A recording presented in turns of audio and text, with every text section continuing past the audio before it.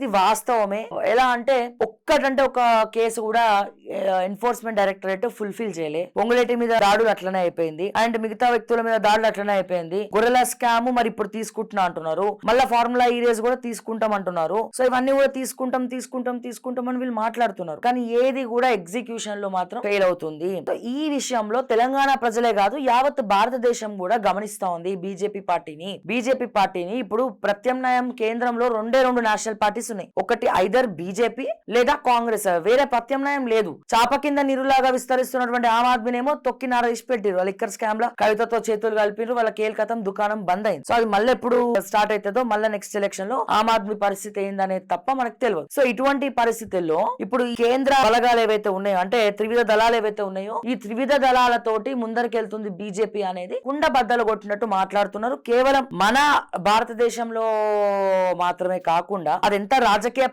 ప్రపగండా అయినా, రాజకీయంగా మాట్లాడుతున్నా ఇక్కడ ఫీల్డ్ లో తెలంగాణ ప్రజలతో పాటు యావత్ భారతదేశం ప్రజలకు తెలుస్తోంది ఎవరు ఏంటి, ఎట్లా, ఎన్ని కేసెస్ వీళ్ళు మూసేస్తున్నారు.